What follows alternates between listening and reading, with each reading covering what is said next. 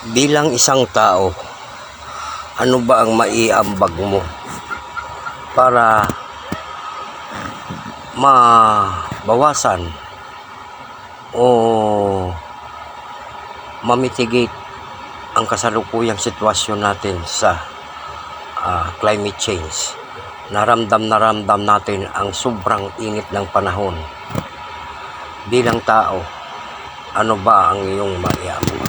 Yan po ang ating video ngayong araw, guys. At atin pong talakayin kung ano ba ang ating magiging partisipasyon, commitment sa kasalukuyang ng ating mundo. Ang grabing init na marami na pong mga pangyayari na hindi ka nais-nais dahil sa sobrang init ng panahon. Ano ba ang climate change? Yan po ang ating talakayin ngayon sa ating video. Kaya samahan nyo ako, guys. Okay, ang climate change ay kakaibang pagbabago sa klima na dulot ng pagtaas ng temperatura sa buong mundo. Ito ay nagdudulot ng pagbabago sa takbo ng panahon tulad ng mahahaba at matitinding tagtuyot at tag-ulan, mas malalakas na bagyo, storm surge at baha. Ang climate change ay epekto ng pag-ikot ng mundo sa kanyang akses. Tindi ng init na tinatanggap mula sa araw, paggalaw ng mga kontinente, pagsabog ng mga bulkan at mga likha ng tao. Bunga rin ito ng greenhouse gases ng mundo na nakakadulot ng pagbabago sa klima na kadalasang tinatawag na global warming. Ang greenhouse effect ay natural na proseso ng pagpasok ng init mula sa araw patungo sa mundo. Tumatagos ito sa mga greenhouse gases sa kalawakan at nababahagi sa lahat ng panig ng mundo. Ang ilang bahagi ng init na babalik o kaya reflected heat na sana palabas ng mundo ay napigilan ng greenhouse gases. Nakukulong ito sa mundo at nagiging sanhi ng dagdag na pagtaas ng temperatura. Yan po ang climate change. Okay, at napakaliwanag sa ating nabasa na ayon sa mga dalubhasa na ang sanhi ng climate change ay dahil din sa mga tao. Dahil po palubo ang populasyon ng buong mundo na ayon po sa record, inaabot na ito ng 80 billion ang populasyon sa buong mundo. At ang tanong natin bilang isang individual, bilang isang tao, human being dito sa mundong ibabaw, ano ba ang ating maiambag para mabawasan ang sinasabi nating gawa ng tao? Guys, hindi po natin na mamalayan na ang mga ginagawa po natin sa kasalukuyan ay isa pala yan sa nagiging sanhi ng mga sanhi at lalong nagpalala sa kasalukuyang sitwasyon, kung saan sa darating na araw ay lalong lalala ito kung ang bawat individual, ang bawat tao ay walang ideya kung paano maibsan, paano ma-mitigate, paano po kahit sa anong pamamaraan ay mabawasan ang ating kasalukuyang ng panahon dahil dito sa climate change.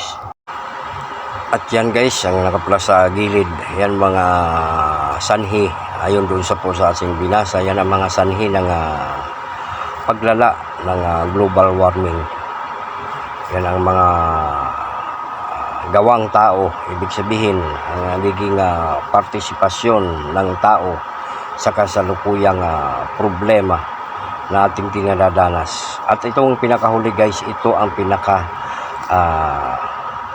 malala na gawa ng tao kung saan bumabalik sa atin ang pagsingil ng kalikasan. Na dahil po sa walang kamalayan na pagbigay babala sa mga tao, at ang mga tao rin mismo walang walang ideya sa mga bagay na sa pang-araw-araw ay kanilang ginagawa, kaya po nangyayari ang sobrang pag-abuso sa ating kalikasan. Gaya lang po sa mga pagtapon ng plastic na sa totoo lang wala naman din sa ating loob, dahil siyempre hindi naman din natin tinatapon kung saan maaring tinatapon natin sa basurahan, baka sa ini-exercise natin yung tinatawag na proper segregation. Pero hindi natin alam kung ang mga kung ano ang pamamaraan ng kumukuha ng basura sa atin, kung saan ba nila dinadala. Dahil guys, ang plastic ay matindi palang yan po ay daan taon bago po bago siya tunaw. At ang pinaka pa na senaryo niyan guys, pinaka worst scenario pa na ating nalalaman sa nagtuturo sa atin, masyado siya nagpapaliwanag natin, na gaya ng mga plastic na natatapon natin sa mga ilog, dinadala ng tubig yan sa dagat. Ngayon kinakain ng mga kinakain ng mga isda, kung ano man ang laman dagat ang kumakain yan. Then napakaliwanag naman din guys na tayo bilang tao, kumakain tayo ng isda. Baka sa yung small particle ng plastic na nakakain ng isda, dahil hindi nga natutunaw yan. Liliit lang yan, baka sa parang kung gaano kaliit yan, hindi natin maipaliwanag. Pero nakakain din pala natin yan. Kaya yan ang mga senaryo na malala.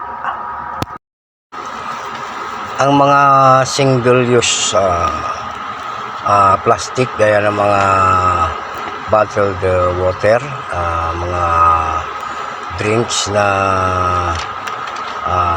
ibig sabihin ng single-use na tinatapon na, ay malaki pala ang epekto nito guys sa atin. Ang mga gaya ng sinabi ko ay mga single-use plastic ay natutunaw pala ito. Naabot ito ng 450 years. Yung mga single-use plastic yung mga plastic bag, yung mga lagayan natin plastic bag na gamit sa ating mga pinamili, natutunaw ito sa loob ng 20 years. Yung filter ng sigarilyo, styrofoam. Ang styrofoam pala guys ay hindi po ito talaga natutunaw. Yung coffee cup, yung plastic straw, yung mga ginagamit natin sa soft drinks guys, 200 years bago po pala ito matunaw. Grabe ang guys. Kaya bilang